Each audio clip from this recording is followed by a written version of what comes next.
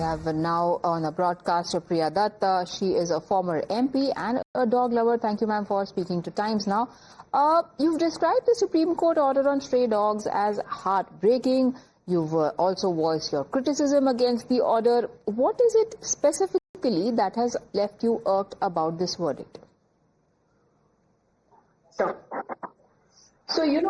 first of all, I think this order was a very knee-jerk reaction, because what the order says is they should, within 6 weeks, they should be put in shelters. They cannot be adopted even if they are vaccinated and sterilized. And first of all, there are a lot of questions we need to answer. That you're saying that they have to be put into shelters when there are actually no shelters available. Correct? So where are these dogs going to go? Secondly, how can we be told that we cannot adopt? This is, I think, every person's right to adopt or not to adopt. And this is not the solution to the stray dog problem. We have grown up in Mumbai and people have grown up in Delhi. This issue was never there when MCD and the BMC used to do their job of sterilization. And it was a very systematic way that was done. And the population of the stray dogs were well controlled.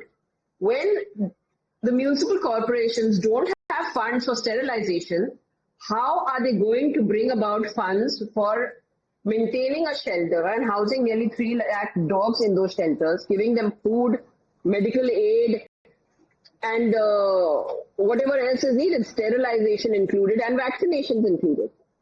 So how will this judgment really help? And I think it is very, Mrs. Menaka Gandhi spoke really well and explained that entire judgment really well, and said that there are actually 2 judgments by the Supreme Court, which are completely opposite of each other.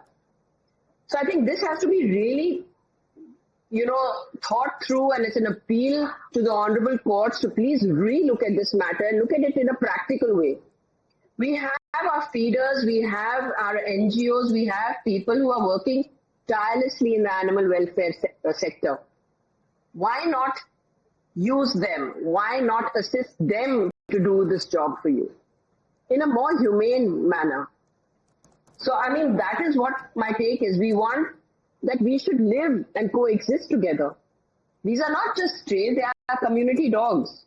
People take care of them. They are fed. And feeding these dogs are actually keeping them safe and keeping the people around safe. Yes, but, it's also about keeping the people around them safe, because you have children who've been bitten to death, people who have fallen victim to rabies. There is a dog bite, in fact, every 10 seconds in this country. That definitely is a serious problem that also needs to be addressed.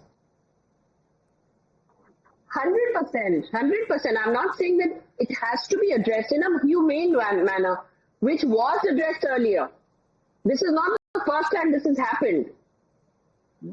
The only way to address this is sterilization and vaccinations.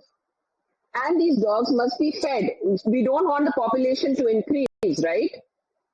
And one of your news channels itself has given the data that in 2022, when you look at the fatalities in drunken driving is about 12,000, in pothole deaths is about 1,800, and in dog bites it's 21.